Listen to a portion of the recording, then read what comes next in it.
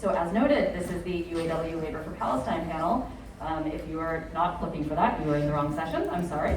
The panel examines working class support for Palestine from the League of Revolutionary Black Workers stance in 1969, Arab-led auto worker strikes in 1973, Labor for Palestine since 2004, Block the Vote ILWU since 2014, to mushrooming rank-and-file solidarity with Palestinian trade unions since 2023, including UAW 2325's ongoing resistance to a congressional witch hunt and demands to end UAW complicity with Zionism.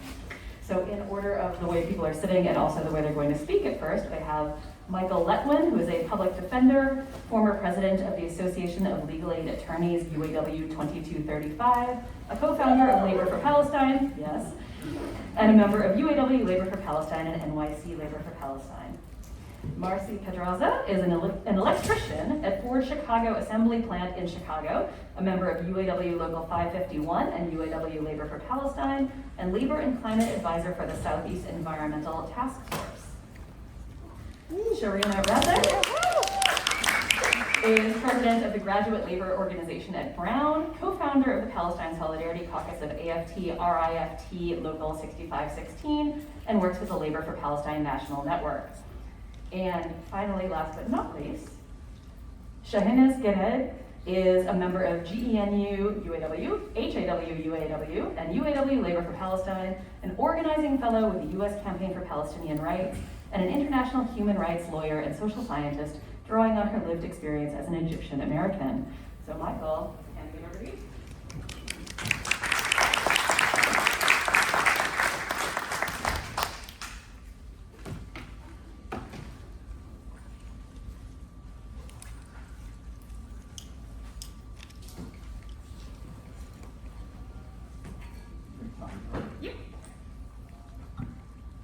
I'm going to take my turn to speak by taking my mask off just so that it's easier to hear what I'm saying. And then I promise to put it back on right afterwards. So thank you all for being here, and greetings and free Palestine. I need to stress that I am a proud member of UAW 2325, and to say also that for all of us in this room and for millions around the world, not to mention in Palestine itself, it is sometimes hard not to feel moments of despair over the unspeakable images of US-backed genocide in Gaza and throughout Palestine by Israel, which I think deserves the title of the Zionist entity. It well deserves that. That temporarily occupies the nation of Palestine. But I'm also proud to say that in this country, that resistance has now included UAW Labor for Palestine, along with so many other millions of people that are standing for Palestine, including in labor. And UAW Labor for Palestine was formed in the wake of, shortly after October 7, 2023, as a collective of rank-and-file members of the UAW demanding an immediate end not only to the current genocide in Gaza, or the currently escalated genocide in Gaza, but to the entire Israeli apartheid machine, occupation, and the ongoing Nakba, or ethnic cleansing of Palestine that continues to this day, since 1948 and even before. And embraces especially the recent and urgent calls from Palestinian trade unions to, as they put it, end all complicity and stop arming Israel. So we in UAW Labor for Palestine organize at the individual, the shop, the local, and regional levels to organize UAW members to end, in our particular case, the international UAW's longstanding complicity in labor Zionism, which will be discussed some, I think, today in detail, but also to mobilize our members to go beyond that, to take direct action in support of Palestine by honoring the call from Palestinian trade unions to actually end the genocide. And so UAW Labor for Palestine, in turn, is one of more than now 40 member groups of the Labor for Palestine National Network, which is located at laborforpalestine.net. And the Labor for Palestine itself was launched in April of 2004 to reclaim, as Sarah mentioned, the legacy of working class solidarity with Palestine in the United States, which really has its roots in the groundbreaking statements by the League of Revolutionary Black Workers in Detroit in 1969, and also, and maybe especially, the wildcat strikes and protests that were led by Arab and Black UAW members, not against their own companies, but rather against their own union, which was supporting Israeli genocide in 1973 during the 1973 war, and which really was an amazing outpouring of rank and file action to hold our own union leadership accountable. And so Labor for Palestine as a whole endorses the 2005 Palestinian-led BDS picket line, but also really focuses on the fact that workers have unparalleled power, just as we have unparalleled power in so many other ways, to go beyond words and actually stop the genocide in Gaza. And this is what we urge people to do as the network, to demand an immediate end to the siege and to all U.S. military aid for Israel, to follow the example of Block the Boat, which many of you will know about in the Bay Area, which has stopped Zimline ships, Israeli ships, from landing on the West Coast for the last 10 years with the solidarity of ILWU Local 10 members,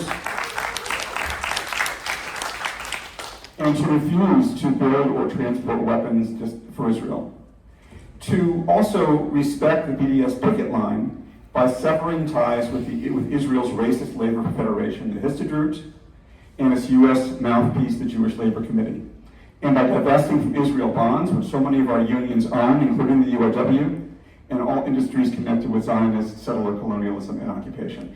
And I just want to also emphasize that although there's a lot of what might seem to be rhetoric in there, and there is, we in labor, in this space, try very hard to focus on the fact that the BDS movement is a picket line. To put it in labor terms, it's a picket line. It's an injury to one is an injury to all. These are the most fundamental labor precepts of solidarity. And we walk picket lines as union members. We don't cross picket lines. And that's the message that we have for why this is a labor issue. One, an injury to one is an injury to all. Two, our tax dollars fund Israel. Three, our workplaces arm Israel. Four, our unions fund Israel. And five, rank and file workers can stop Israeli genocide. So to finally just say in this part that at last week's protests here in Chicago at the DNC, UAW, Labor for Palestine, and other Labor for Palestine members, as well as members of Chicago Labor for Palestine here, and other organizations charged the Democrats with genocide, because they're the ones that are running this genocide, and called on our unions not to endorse, that is on behalf of Labor for Palestine, we called on our members or our unions not to endorse the Harris-Waltz or any other candidates complicit in the genocide. And in that, we hope, in that resistance, both in Palestine and here at home, there is hope. Thank you.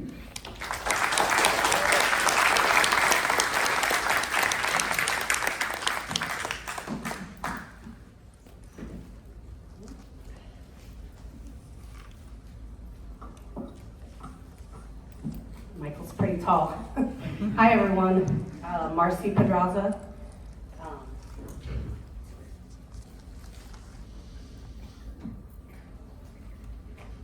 Michael just took my whole speech.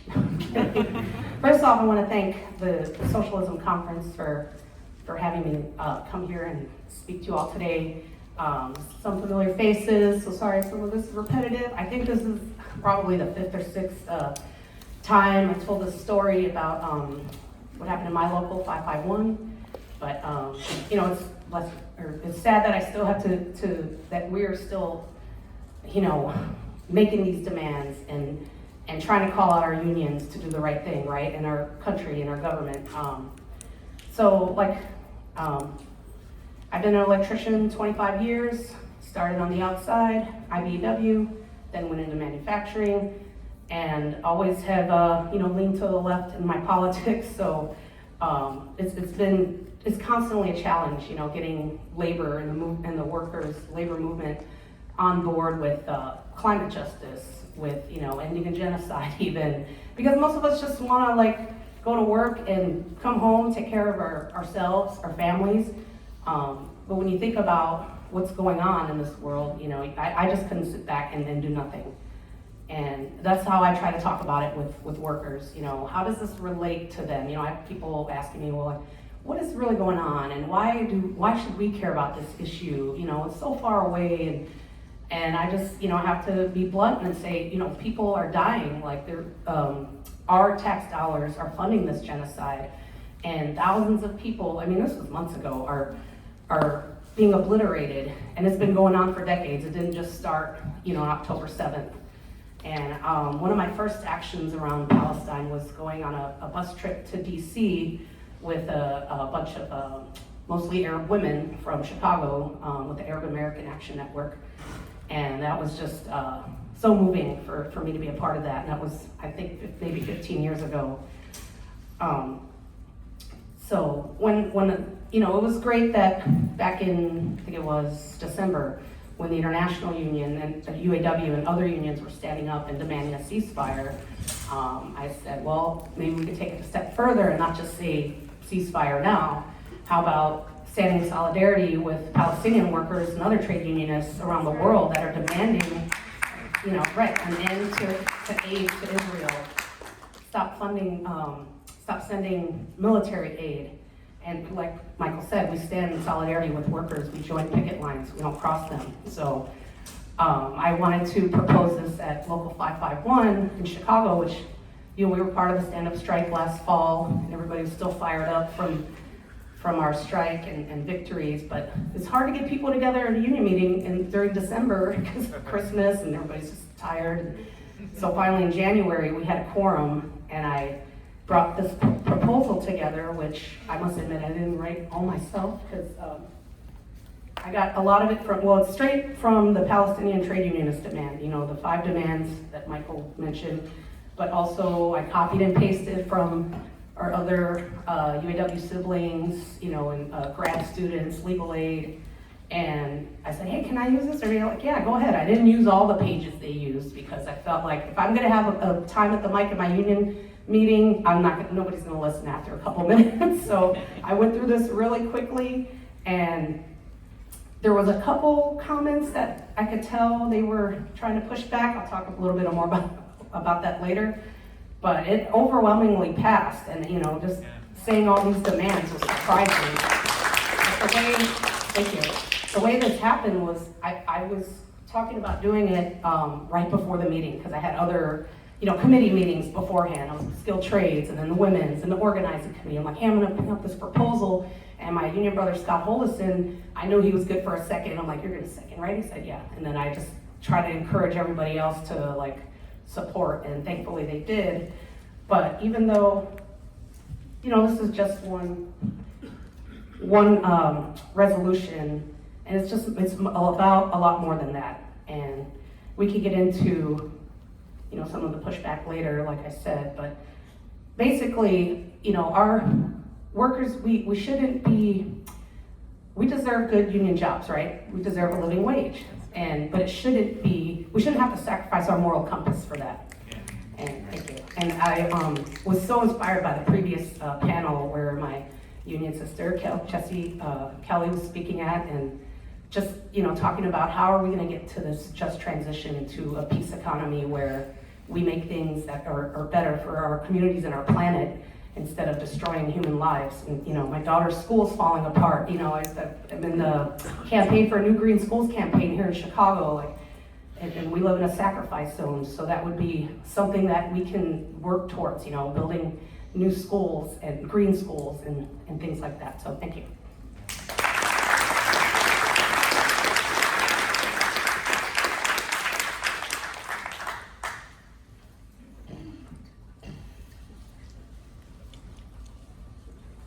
Hi everyone, my name is Sherena. I am a Palestinian diasporic educator, labor organizer, activist, and I'm really happy to be joining you here, even though I'm not a UAW member. But I have lots to say about this panel, and I'm very happy to join you.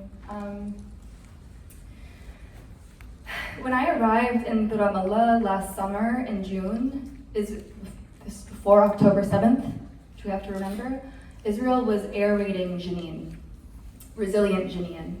Jenin, which is under attack again, and this unbelievable military aggression into the West Bank, the violence and the genocide that are happening right now in Gaza absolutely demand our attention, but I want us to think about all of occupied Palestine, from the river to the sea, and our duty as workers to be in solidarity with Palestinians in Jenin right now, in Gaza, all over.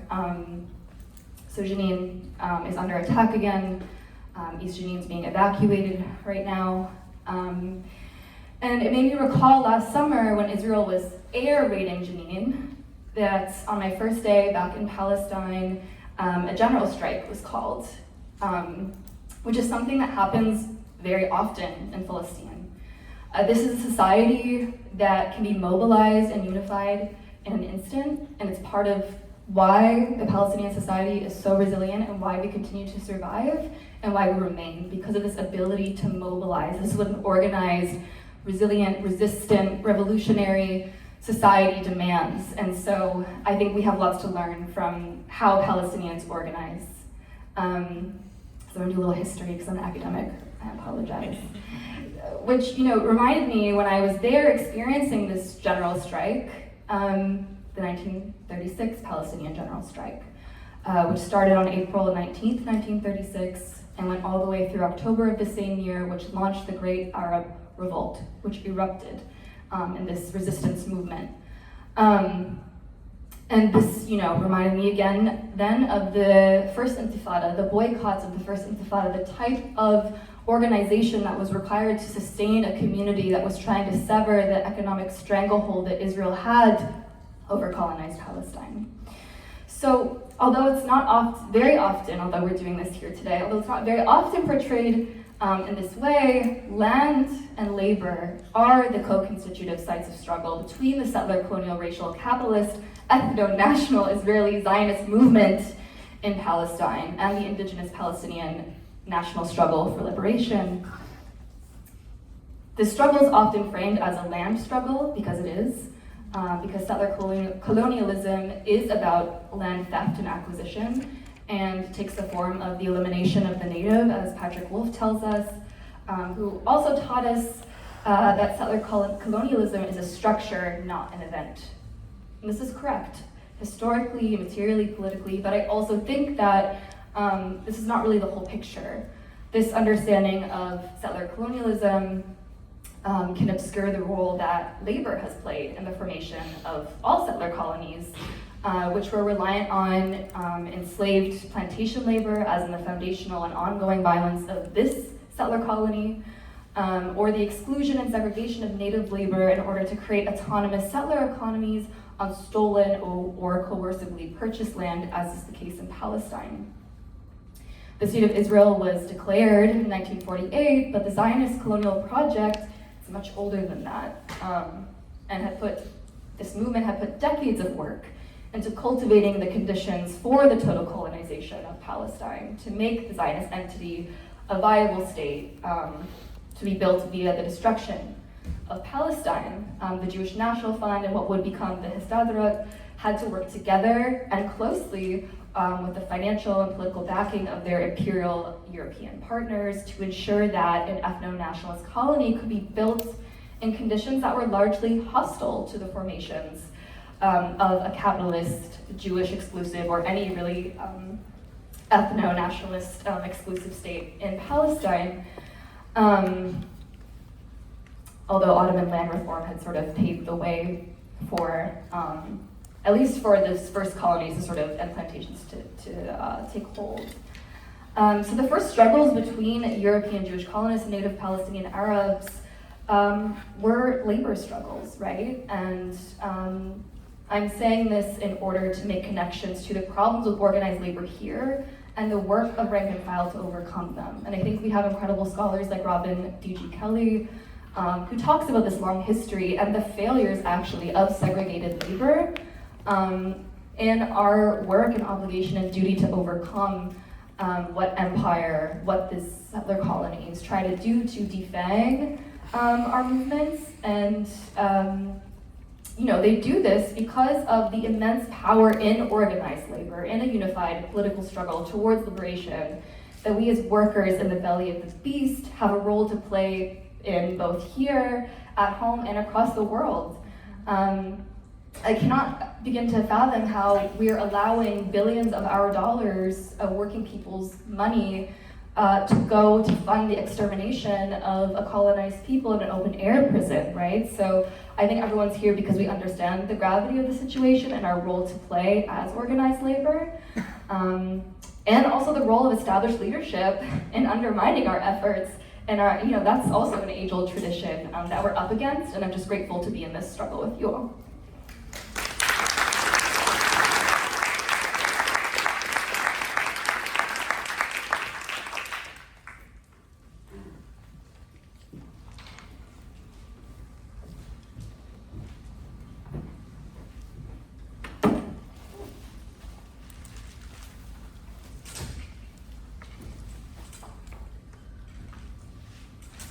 Is also taller than me. Hello.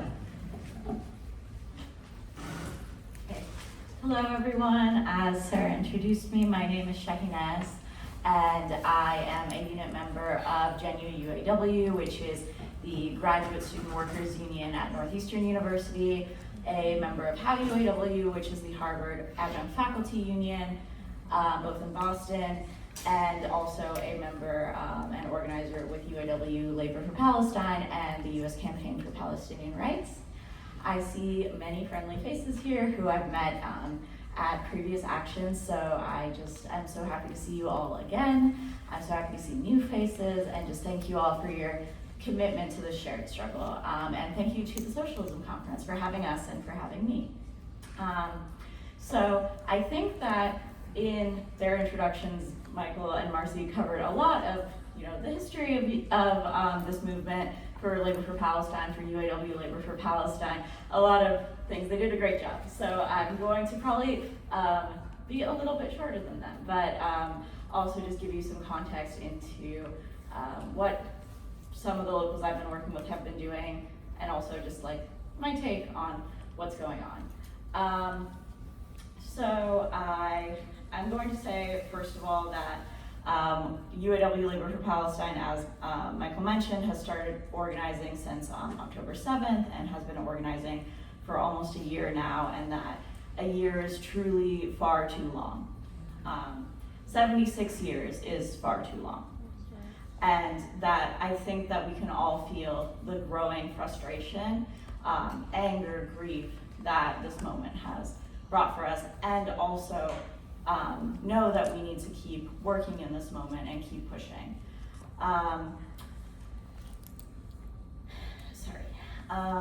Let me gather my thoughts. Yes, to know that we need to keep pushing in this moment, even when it feels impossible. Because I have been someone who grew up in this country and lived in many other Western countries as an Arab American, as an Egyptian American, and never thought that we would reach the point that we are now. Remember always feeling ostracized on the issue of Palestine, always silenced on the issue of Palestine. I was an organizer and the vice president of my university's Student for Justice in Palestine chapter as an undergraduate. That was when I first started really heavily organizing for Palestine. And I think in that moment, which was honestly not that long ago, it did not feel like we could move beyond, educational events, community events with the people who already, largely agreed with us, and into a space of really getting people out there and organizing. And this year has presented us a lot of victories, and also just a lot of ground that we now know that we need to cover, so that this cannot continue on for another year or another 76 years. I do very much believe that thanks to the actions of the labor movement and workers in particular, in responding to the Palestinian trade union call, to the demands of the BDS movement, and to not cross the BDS picket line, as well as issuing calls to our unions, which do so much to fund Democratic politicians, to support Democratic politicians with phone banking and calling and canvassing and all of these things that they rely deeply on in our communities, that our calls for a permanent ceasefire and arms embargo have been very impactful. And we can see now that the economy of Israel, of the Zionist entity, is in a tailspin, thanks to the workers who have come out and said that this is not allowed. This is not going to continue to happen. And so labor for me, honestly, is giving me my first hope that we can and will achieve a free Palestine within our lifetimes. And I think that labor has an essential role to play as part of a global revolution and the freedom of Palestine. So I've been a member of UAW for 5 years, started working with UAW Labor for Palestine the past year, and like I said, in the past year, like we've had just massive changes in the way that people in our locals are talking about Palestine, the way that people are engaging with the issue of Palestine. We've had resolutions across many locals, including my own. We've had protests and actions against the union's endorsement of pro-genocide candidates, who again we fund and we support with canvassing with our bodies year after year after year, because we're told that we have no better option and that we have to vote for that. And I think that this is just going to be like another one of those great events where we're going to be able to get together as labor unionists and really strategize about like what do the next several months look like, especially as we come across the full 1 year anniversary of October 7th. So thank you very much, and I'm so excited to talk more with you all.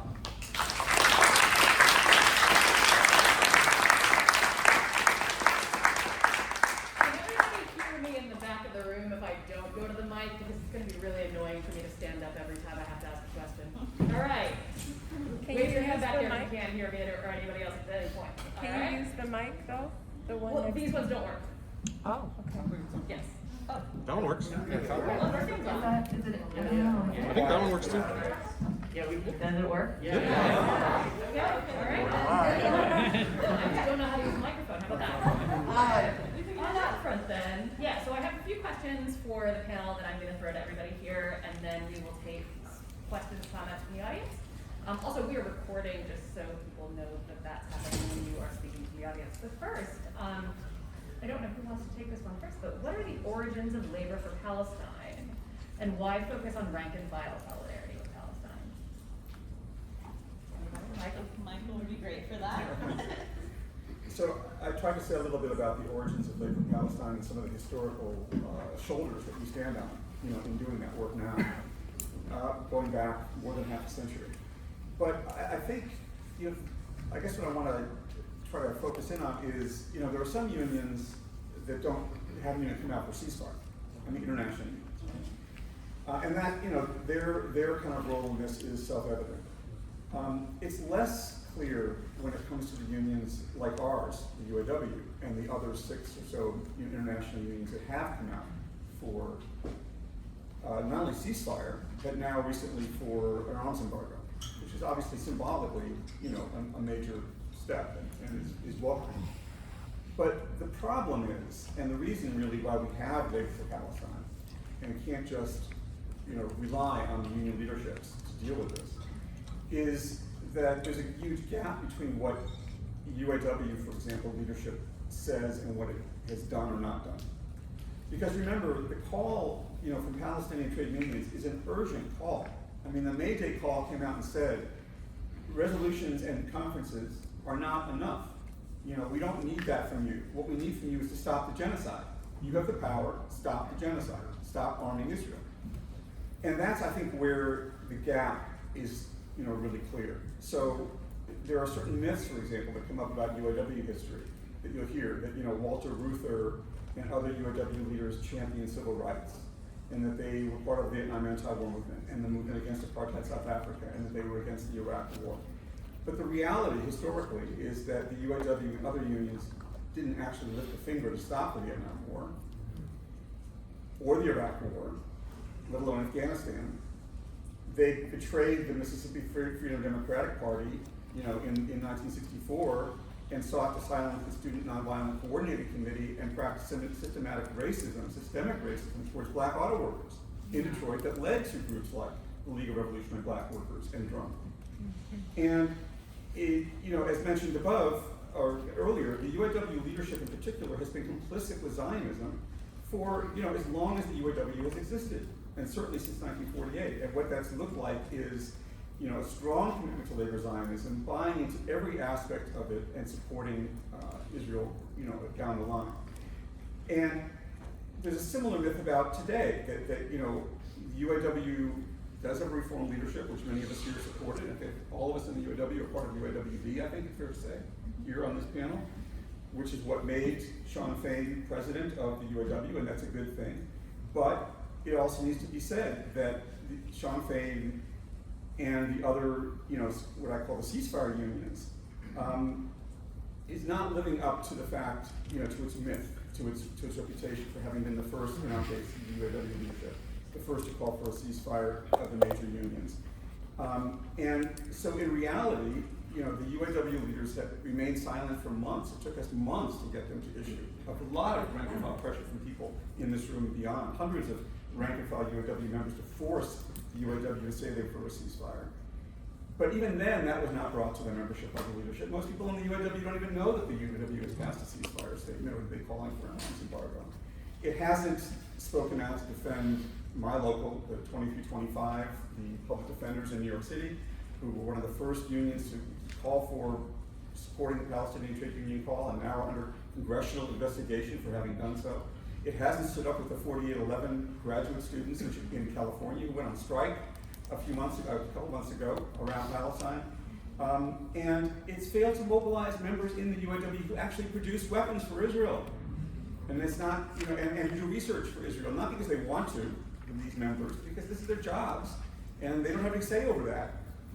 But the UAW leadership does and should have a say over that, and should be organizing members to deal with that. And so the point about, and I would just add that, you know, the sort of the icing on this cake is the fact that Shawn Fain endorsed, you know, first Biden and then Harris Waltz, the people that are providing all the weapons for the genocide, spoke last week at the DNC, lauding the Democrats, didn't mention Gaza or Palestine once. Not once, let alone use the leverage to say, we're not going to endorse you until you stop arming Israel.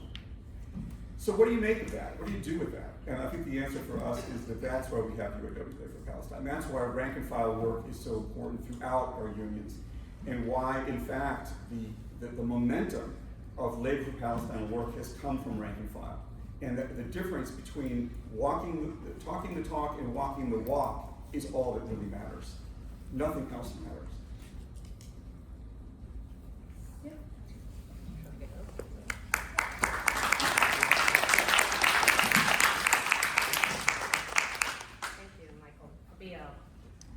A little briefer than that, brief, because I don't have that much to add, but yeah, as he was saying, you know, this week I was at the UAW Women's Conference here across the street at the Marriott, whatever, but it was for the international UAW, and you know, it was a big group of women, and of course Shawn Fain was there, and I had a little chance to go talk to them. I'm gonna say it, you know, because the whole week was a Kamala Fest, right? Like, yeah, there's the signs, and it was just me and a few other comrades. These buttons were all looking at each other like, so we were doing some group picture and rally at a park nearby, and I just went up to him. I was like, hey, so, you know, you're endorsing the Democrats, you know, are you gonna hold them accountable and keep demanding that we stop sending aid to Israel? He's like, oh yeah, we're gonna keep trying, we're gonna keep pushing. And I was gonna keep going, and his bodyguard's looking at me. I'm like, all right, I'm gonna get out. He already knows me because at Labor Notes, my daughter and I gave him this pin, this Labor for Palestine pin, and he took it and he wore it for a day. It was great, you know. And then I tried to give one to Sean O'Brien, the Teamsters president. I was with Miss Potter, Jackson Potter's mom. He's the vice president of the Chicago Teachers Union. And we still love telling that story, how we ambushed him and asked him, why are you meeting with Trump? And then we tried to give him this button. And he was like, oh, no, we're busy fighting corporate America. I'm like, well, so are we, you know. The UAW, the Teamsters are, you know, we are one of the main unions whose members manufacture weapons against Palestinian people, and not just Palestine, but, you know, around the world, you know, as an imperialist country.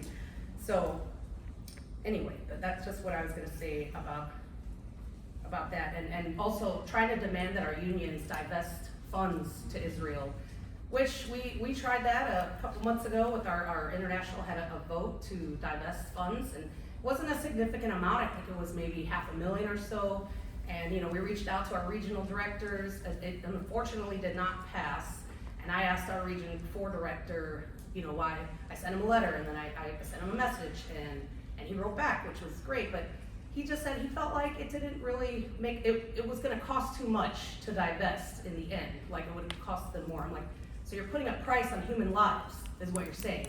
And then he gave us a politician answer, like, well, what about this, and what about workers here and there? I'm like, well, yes, we should be fighting for all that too, but this is what I'm talking about right now. And he just tried to go around the subject. And I saw him too this week, and he kept avoiding me like the plague. Because he was like, I want to have a conversation with you in person. I said, okay, I'll see you at the women's conference. Anyway, so yeah, that's what I was going to say about that. Yeah,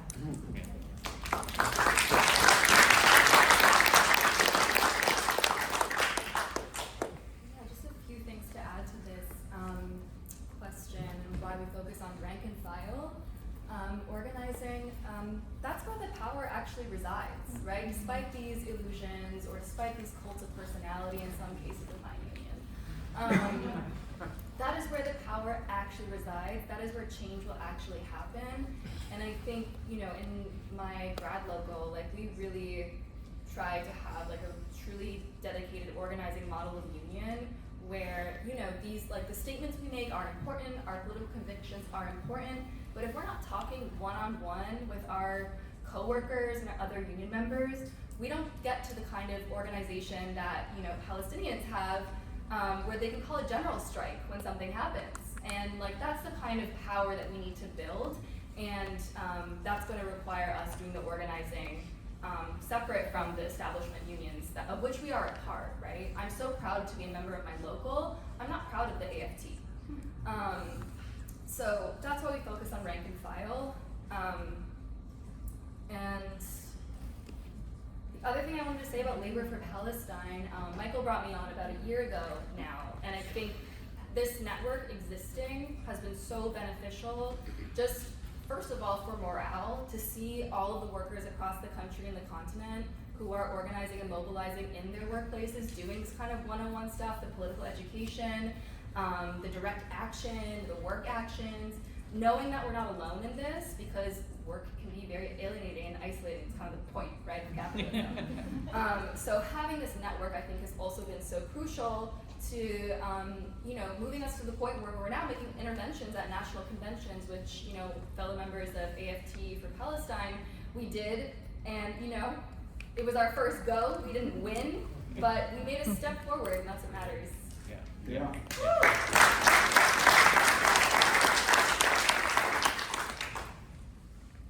I think I will be brief, as everyone has covered a lot of it already, but I think one more thing on why we focus on rank and file solidarity in particular is that I think I don't know how many of you are in Labor for Palestine, but all of you have been doing Palestine stuff, I'm assuming, if you're here. So I'm getting lots of nods. So I'm going to say, yes, great, thank you.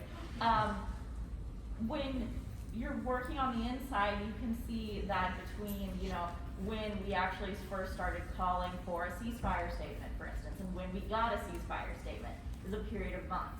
When we called for a vote for the International Executive Board of the UAW to divest from Israeli bonds, and when we actually even got the vote, that was a period of months. And now, you know, to try and get them to redo the vote, since it didn't go through, as Marcy mentioned, it's going to be a period of more months. Like, the actual leadership of these organizations is always behind what the rank and file is asking for. We're the ones that have to push. At the end of the day, I don't care. They can take all the credit for it, but we're the ones that push behind the scenes to make it impossible for them to ignore these demands. Yeah.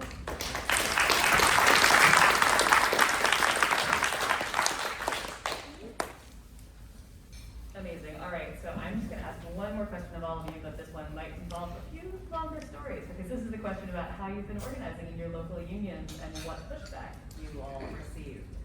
Anybody want to go first on this one? I keep making Michael go first, so somebody else this time. Marcy, all right.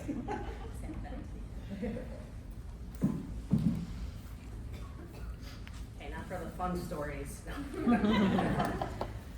Yeah, so like I said, first at the local union meeting, you know, there was a couple comments about, what about Israel? Even when I started to do my pre-organizing about, hey, I'm gonna propose this resolution, one of the group chats, somebody said, isn't that anti-Semitism? I said, no, it's anti-Zionism. And I said, you can look that up, because I don't have time to teach you everything. So, you know, and then, but like I said, it was overwhelmingly passed 2 nays out of about 100 people. And then people say, well, that's not a lot, you know, that doesn't really represent the membership. I'm like, well, we're the ones that always go to the meetings, we're the ones elected or appointed or whatever, so I think that represents the membership. That was some pushback I got from our regional leadership. And then, you know, posting on Facebook, I immediately asked or demanded from our recording secretary to put it on our UAW letterhead, our local letterhead, so that I can share it all over the Twitterverse and whatever. And soon after that, you know, all the calls coming in, they asked me to take it down.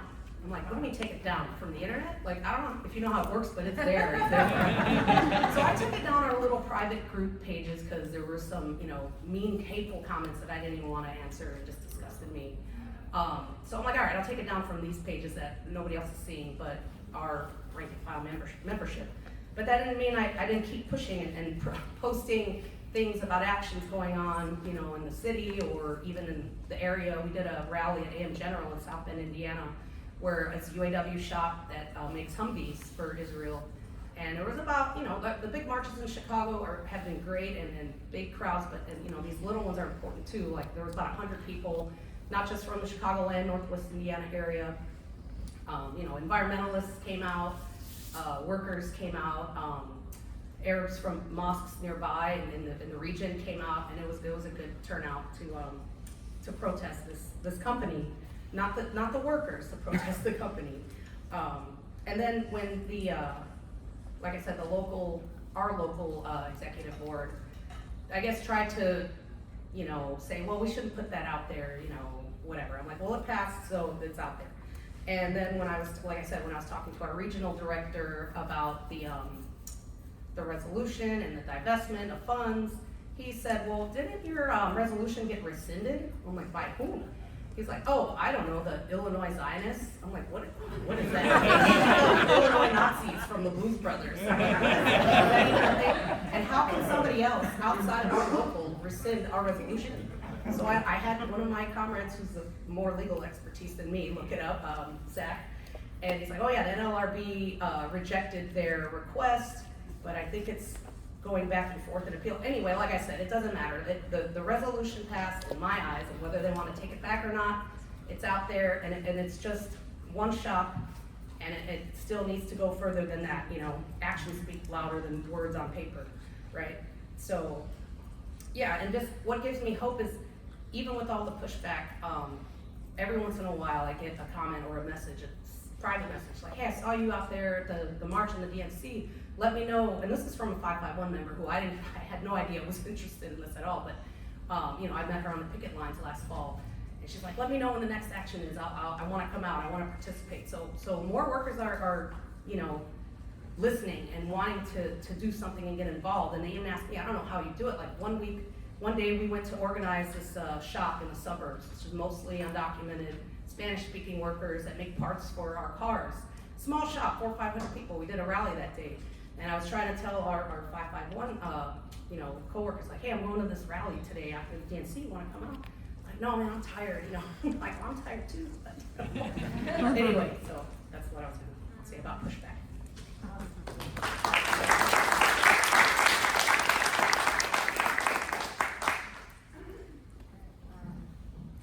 I can jump in. Yeah, so I've been organizing grad worker at Brown. I've been an elected leader for 4 years. I actually just finished my tenure as president, so now I get to be a crazy rank and file member, which I'm very excited about, and accountable to no one. Accountable to all. But yeah, so our Palestine organizing really started when we were forming our union.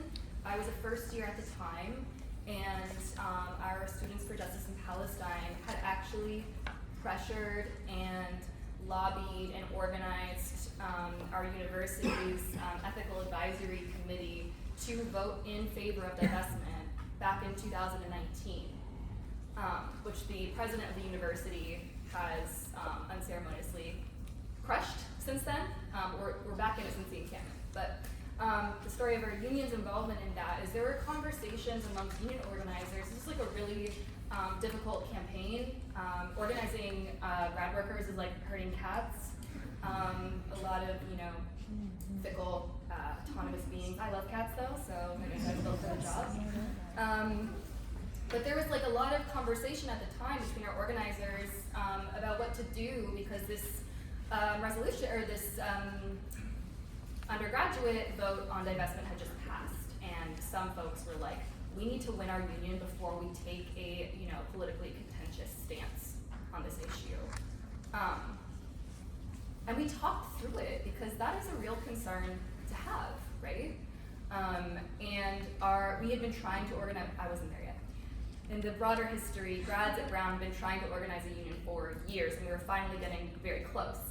And eventually, people came together and decided, no, we need to have, what are our real commitments here on this? Who do we stand for? Who do we stand with? And the union decided before we even had formal recognition to endorse the undergraduate divestment vote. And from there, because we didn't sever bread and butter union stuff from political stances or from our political commitments, we've been able to really build and foster a truly anti-racist feminist union from day one. And so these conversations are important, and I think having the patience to talk to members, which isn't always easy, was crucial in that moment to then continue to move us towards this trajectory. And then step by step, we got to the point where we are today, where I was able to co-found the Palestine Solidarity Caucus in 2021 during the Unity Intifada, during one of the mowing the lawn incidents of genocidal air bombardment on the Gaza Strip, which is not new, of course. The Unity Intifada, which united the Palestinian political body across all of our diasporas and dispersals, mobilized, right? And so grad workers got together, we wrote a statement condemning the university's insistence on maintaining these ties with Israeli organizations, with their insistence on maintaining their investments in corporations facilitating the occupation and apartheid. And it got thousands of signatures because in the years between that SJP endorsement and the Unity Intifada, we continued talking to our members about Palestine and making it a labor issue. Because really, our employer made it a labor issue by using the profits generated from our labor and investing them in a genocidal apartheid.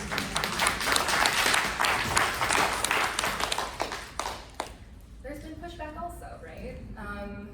And personally, I've taken a lot of the brunt of it through doxing, censorship. There's horrible Zionist libelous report on the anti-Semitism problem at Brown, where I was condemned for teaching Angela Davis on my syllabus. Guilty as charged. But yeah, I think, we took it step by step and we really committed to the organizing model. We did walkthroughs. I was talking to neuroscientists and all kinds of scientists who were I was very scared walking into their labs to talk to them.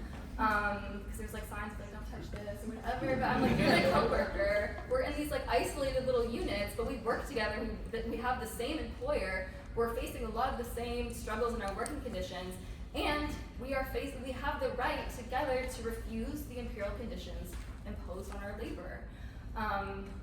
And so, that has been pretty successful in our labor organizing at Brown, to the point now that new unions have joined our local on Palestine issues, on Palestine censorship.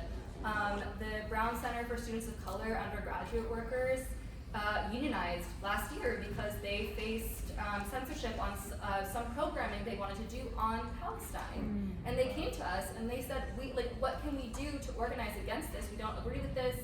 Our employer has been making all these kinds of changes and new exploitative conditions of their labor. And they organized a union and they won overwhelmingly. And the labor movement at Brown, we're almost wall to wall at this point. Let me tell you that AFT did not anticipate that in 2019, but we're proving them wrong through Palestine organizing. That thing that people were worried about in the beginning of hurting or harming our progress as a union.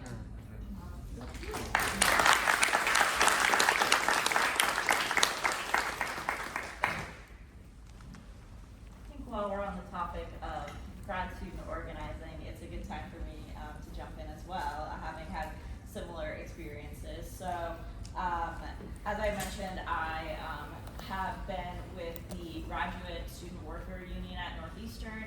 for 4 going on 5 years now, so the entire duration that I've been in my PhD program so far.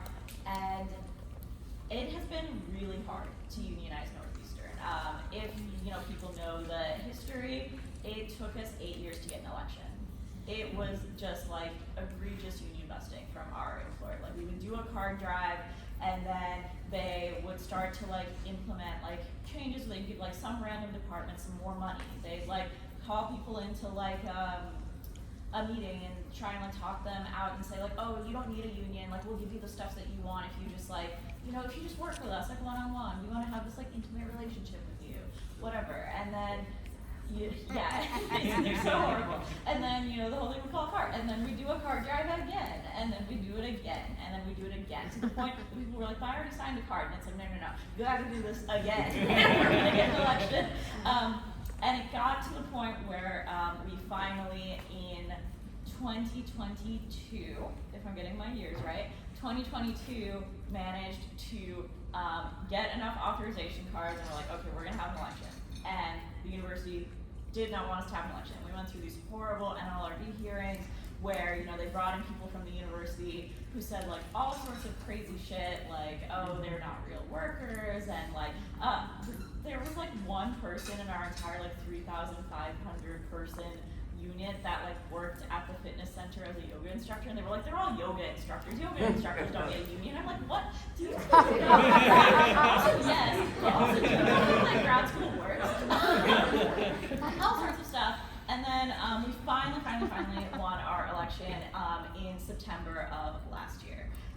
It was.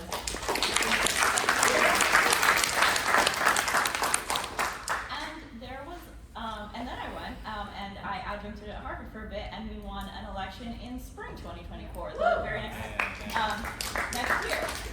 So like, been doing a lot of elections recently is the point. And in each case, which also that one also had like 4 years of union busting to get to the election. But in each case, there was this fear of, like we don't have a first contract yet, we don't have bylaws, like we don't know, like can we even form a Palestine Caucus? Can we do this work? Can we pass a resolution? Is that allowed? Like just trying to figure out all of that stuff and just not being like super structured, and also worried about like it's taken us this long to get here. What if we lose people supporting us over the issue of Palestine? And there was something that an organizer that I was working with said, that was the people who are going to be the most radical on Palestine, on labor, on other intersectional issues, those are the people that are going to go on strike with you. Those are the people that are going to picket with you. Not the people who are sitting back and saying, I don't know, I'm a little uncomfortable, I'm not really sure about this. And you need to mobilize more of those people. And so we just, in both cases, I and many other of my comrades got together and we just pushed hard.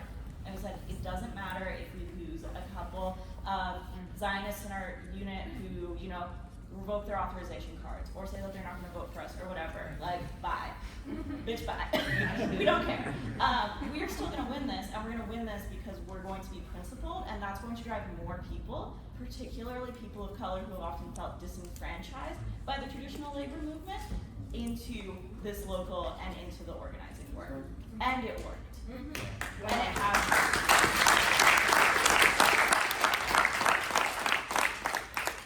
And I think we have more questions to talk about all the pushback, I think, about from like the international and whether we're satisfied and all of that we can get into. We're running low on time, so if you want to hit that real quick. Do you want? Can I hit it? Okay. Yeah, awesome. Okay, so time to make sure we get some. Okay, so so there's definitely been backlash. There's been really a loud minority of Zionists who have attacked.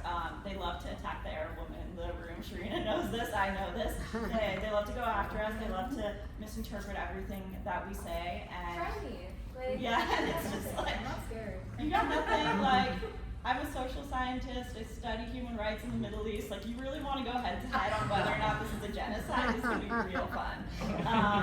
And so there's been a lot of backlash. There's been, international leadership backlash. Definitely lots of people who run away from me too when they see me at conferences now.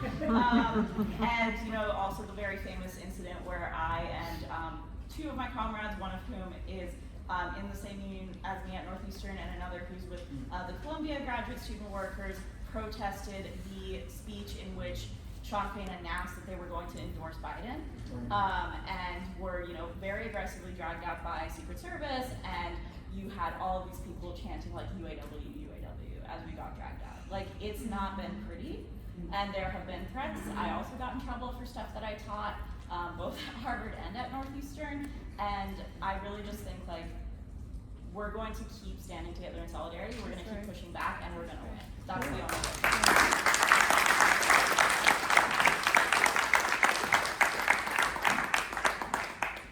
Just to pick up on exactly these points about, the myth or the lie that somehow Palestine is an anathema to union organizing or labor activism, when in fact it's the exact opposite. And, in my local, 2325, so my union, my local is an amalgamated local, meaning it represents people at different employers, but all of them are, some 3,000 members are public defenders, mainly in New York City, both attorneys and other legal workers. And in 2022, so I should just also say that when I was president of my local from 1990 to 2002, I was finally ousted after being repeatedly reelected over the issue of opposing the so-called war on terror and especially supporting Palestine. So it was a year after 9/11 in New York City, and the Zionists kind of worked together with others who had their own grievances or axes to grind, and that happened. Fast forwarding to 20 years exactly after that, our local adopted a resolution demanding transparency and divestment from the international UAW around Israel bonds. And then in October 20th, so this is just like a couple weeks after October 7th, one of our units, the Bronx Defenders Union, at our local, issued a statement saying, quote, this is the essence of it, we do not consent to Israel's genocidal rhetoric and actions against the Palestinian people, and we do not consent to U.S. political support for this genocide. That then led to a proposal to have the whole membership vote of the entire union, the 3,000 members, to vote on a resolution calling for ceasefire in Gaza, end to Israeli occupation of Palestine, support for workers' political speech. And that motion, or that proposal, went to the membership. The vote started. It was in late October or early November. 15 minutes before the vote was to conclude, a court in Nassau County, which is like, sort of Hicksville in New York City, like outside of New York City, issued an order saying that the vote could not be completed because some 4 Zionist members of our union went to court and got this judge to issue this blatantly unconstitutional order.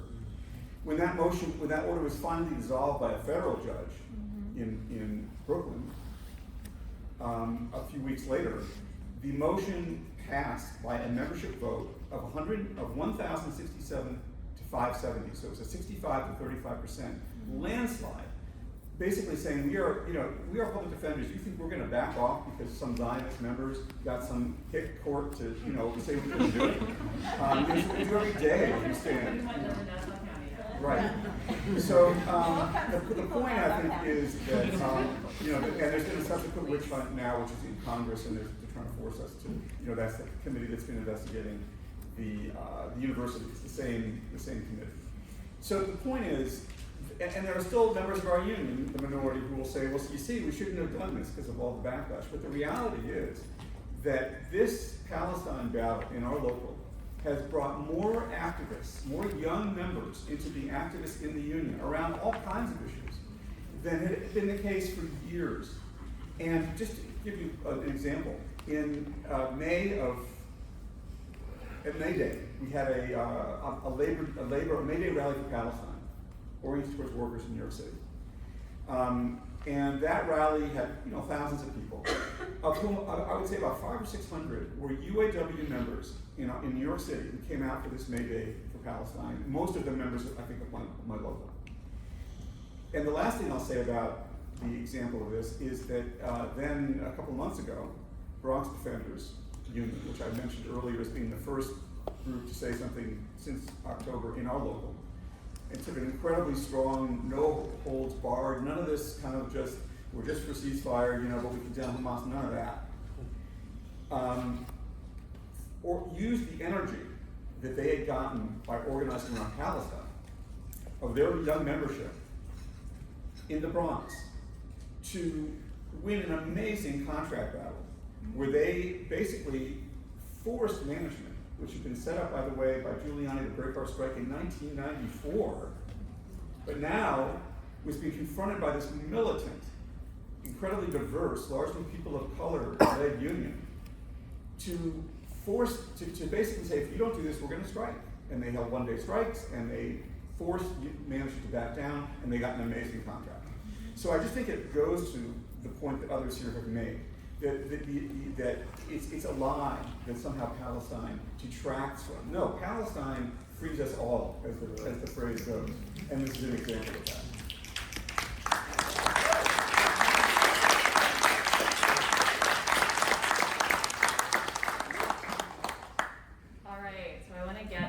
Questions, comments from the audience. I'm gonna, oh my goodness, I'm gonna look at you. Okay, I'm gonna ask everybody to keep it brief then, because I want to try to get to as many of you as we can. I'm gonna start right here in the front row, and oh my goodness, keep your hands up until I point to you. Yeah, go ahead. Well,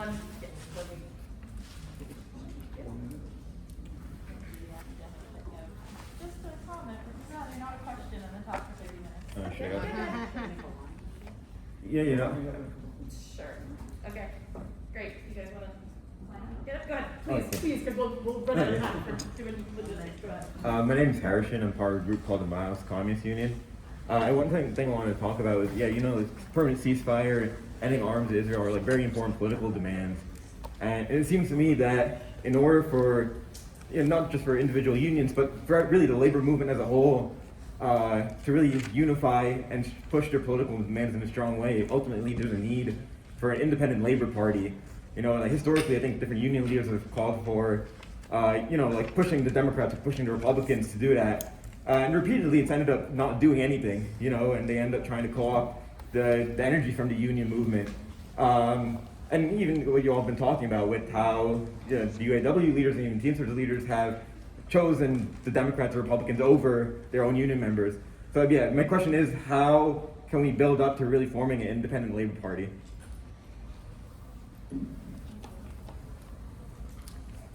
We're just going to come back at the end with everybody here, so make notes for the So I just wanted to say that this panel has been incredible. I've seen Marcy speak before. I knew that she would be incredible. Marcy's incredible.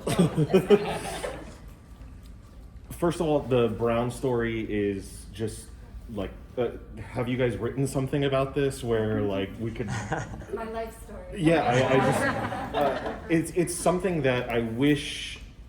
A, I wish I knew about it before I got here, but B, now that I know about it, I wish there was some way to just be here's something that you should read about that just goes to, because there's making the argument, like Michael was talking about, just saying, that freeing Palestine frees us all. That's an incredible line. But having that a rundown of kind of how you guys did this, how these things blended together would just be so useful as an organizing tool. Speaking of organizing tools, something that I was thinking of, the whole time that we've been talking about this rank and file strategy is just half the room probably has read this, and if you haven't, I'm gonna super recommend that you read it, the Teamster Rebellion book, all about the outflanking strategy, and these examples that have been coming from the front really exemplify the way in which the rank and file can push the union leadership to do things that it doesn't want to do. And I think the key issue that we're kind of grappling with here is how do we continue to move that rank and file once we've won those resolutions and things like that to force the implementation and the reality of it. So if we could talk a little bit about strategizing around that, that would be awesome.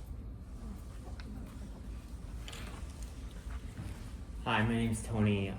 I'm a UPS Teamster. I'm a member of Teamsters Mobilize.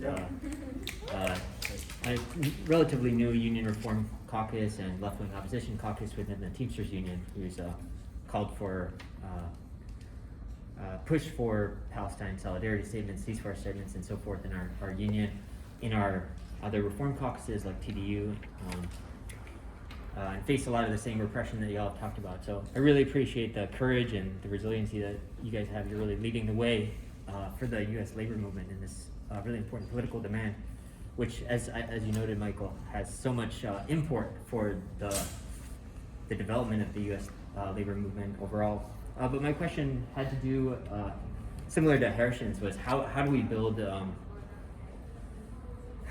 from these political demands and use the leverage of the union movement, particularly, with the union leadership in the case of Sean Fain and Sean O'Brien, try to pull the Democrats and the Republicans one way or the other, but often give up the leverage, as you importantly noted, before doing that. So what kind of tactics, especially I think, in my view, a Labor Party is really important, a third party to break from the Democrats. Would you agree or disagree, and how do you think we get there? Hi, my name is Ian. I was one of the founding members of the undergrad union at Dartmouth College, and we had, along with the graduate organized laborers at Dartmouth, enacted a strike on May 1st this past spring. Our strike was only able to last for like 3 days or so because of the funds that we had and all that. And I would just want to ask, thinking about like UAW 4811 and these other like campus strikes that have been happening in solidarity with encampments, how can we what are tactics for building these like more enduring, like long-term strikes, especially for like small and like independent unions like ours, and also building like the rank and file will to go for things like that when things like strike funds and things like that are even drying up. Yeah, thank you. Hey everyone, my name is Jake. So first of all, I just wanted to thank you for this incredible panel, as well as this incredible movement, Labor for Palestine. Michael, it's great to finally see you in person from National Labor for Palestine. I want to speak a little bit about Bay Area Labor for Palestine first. And one of the incredible things about this movement has been it's been not only organizing the unions and the union workers, it's also organizing unorganized workers. Because I'm a tech worker, and we don't have the luxury of having unions, right? And so one of the really incredible things about Bay Area Labor for Palestine is I've been showing up to these mobilizations, and I'm just meeting tech workers there. They're coming to it in the Bay Area because there's so many of them, and they feel called to come out to the mobilizations and start getting organized around it. And so I just wanted to appreciate y'all and say that this is one of the really incredible things is that not only are union workers being organized, but it can also begin reaching out to the massive amount of workers who aren't in unions, which is most workers in America, right? And then a question I had for y'all, well, quickly, a summary is, one thing that's very concerning to me is the repression we're seeing right now from workers standing up for Palestine. You talked about UAW 4811, very similar to what you were talking about, the Nassau County shopping for stamping down resolutions. 4811 declared a strike over Palestine. The UC system ended up doing a very similar thing where they court shopped to Orange County. They got a judge to circumvent the Labor Board of California and say, actually, the Labor Board doesn't matter anymore. Your strike's now illegal. There's an injunction on it. We have a member of Bay Area Labor for Palestine who's a nurse and healthcare workers for Palestine. She has currently been strung up from the DA in San Francisco, who's charging her right now for a protest. And then we also just have something I also wanted to share and ask about was we have this letter from UCSC, UAW workers who have a solidarity call right now. They're asking for letters of solidarity because the UC system is garnishing wages of workers. They just filed an intent to fire 4 workers for being a part of the strike, for the UAW strike around Palestine. And this is the question I really had for y'all too, was how do we organize against this repression, right? Because this is the state, as well as employers coming down trying to stop the movement in its tracks and starting to isolate us and keep us fighting against these either workplace retaliation or against the courts coming down at us. And I think it's something that we need to defend, right? And we need to grow the movement and keep this from happening to us. Thank you. Yeah, good afternoon. My name is Bernard. A UAW strike that wasn't sold short and wasn't scuttled, but had continued and broadened, would have been a shot in the arm to the anti-imperialist struggle internationally. We raised 3 demands during the UAW strike. My newspaper, Workers Vanguard. We said, no more tears for reindustrialization at the boss's expense. And the third one was for black liberation. You mentioned, Michael, who mentioned the League. The League was a genuinely militant movement. But its absence of a program that saw black freedom as the basis of the anti-capitalist struggle of all of the entire working class led to their co-optation into the UAW bureaucracy and the Democratic Party.